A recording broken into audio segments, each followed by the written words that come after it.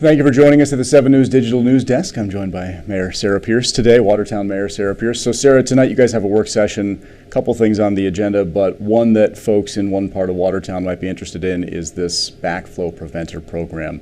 Tell me a little bit about what that is and how folks can get money back from that if they've had any kind of issues. Certainly. So one of the items on tonight's agenda, as you said, is the discussion on the backwater prevention device reimbursement pilot program. And so essentially what this will do is it will offer people in that western outfall drainage basin area. So we're talking about Richards Drive, Butterfield Ave, I believe Cosgrove Street, that area of the city that is prone to damage during heavy rainfall events. It will provide them with the opportunity to have a backwater prevention device installed at their property and then be reimbursed for the cost of that installation. So tonight we'll be talking through some criteria that people will have to follow in order to be reimbursed. But tonight again is an opportunity just to have council take a look at what's being proposed for the program, talk through any questions, suggestions for changes, and then hopefully move to have this opened up to people in that area that I mentioned. And again, it will be a way so people can prevent damages to their property, kind of like what we saw early last month with the extreme rainfall that we experienced and the flooding. It will be an added protection measure for people in that area that's prone to flooding. And that's, again, historically prone to flooding, not just from the recent Correct. severe Yes. flooding that we had. Historically, that area of the city is extremely prone to flooding, so this will be a way that people can add another level of protection to their property. Mm-hmm. And you said per household there'll be a cap on how much they can per household. get I believe what's being proposed $2,500, and then again that will be discussed tonight. This is money that we budgeted for, so we'll be talking in further detail tonight about this. Mm-hmm. And I think you said you counted it up. There's about 100 homes in that. It looks like there's about 100 homes or so that will be eligible in that area that's slated for this program.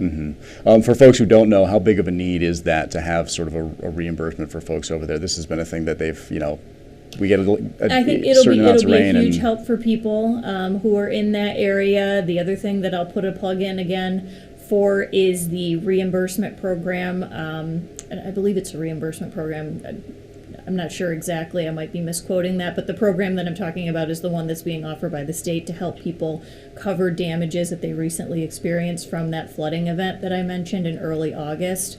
I was on last week talking about this with Jeff, but basically there's a form on the city website people can go and fill out, and then they'll be notified when the application for funding becomes available, which again, that's money from the state that people can use to address any damages or losses they experienced at their homes as a result of that heavy rainfall. Mm-hmm. After tonight's meeting, how quickly will this program be a thing that's implemented? I'm not entirely sure about that. We'll have to see how tonight's discussion goes, but I would hope quickly. Mm-hmm. You also talked about a meeting coming up this week for the homelessness issue that the city is working through and with the county. So what's going on at that meeting and when is it? Yes, so this Thursday, city leaders, the city manager, I believe, myself, county leaders, and state officials, to include Assemblyman Scott Gray, who helped organize the meeting, and representatives from different state agencies who would have a hand in helping to address homelessness, will be taking a site visit to a facility in Ogdensburg that's been established to help with the homeless situation there. It'll be an opportunity to see firsthand how that facility has helped them, perhaps get some ideas of how we could address homelessness in the Watertown area, and then talk to those stakeholders to see how we can collaborate to address this issue moving forward. So that'll be on Thursday. We'll be making the trip to Ogdensburg to see firsthand how they're addressing the issue there, and hopefully come away from that visit with some good ideas for the city of Watertown and how we can implement them to kind of help out with the homelessness issue that we're experiencing here. Mm-hmm. And this is going to be a series of meetings and site visits. I believe the county's organizing another site visit in Syracuse later this month to a couple different homeless shelters. Mm-hmm. I think this is a learning experience for everybody involved in the city and the county. From what you've seen, what you've gathered, is this just a thing that is going to be the city and the county are just going to have to mitigate? Do you think this is a problem that's here to stay, or do you think it's something that is sort of there's a solution to it?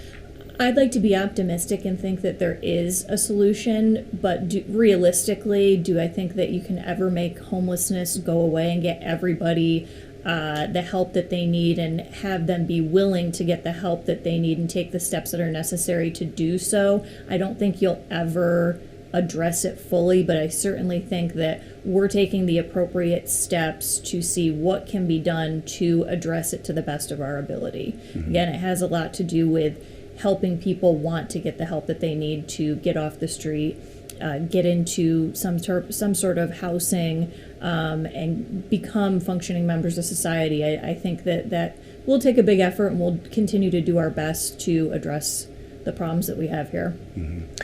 Sarah, anything else you'd like to talk about with city business or things coming up? I think that just about covers it. All right. Well, thank you for joining us. Thank you. Thanks for watching. This has been 7 News Extra at the Digital News Desk.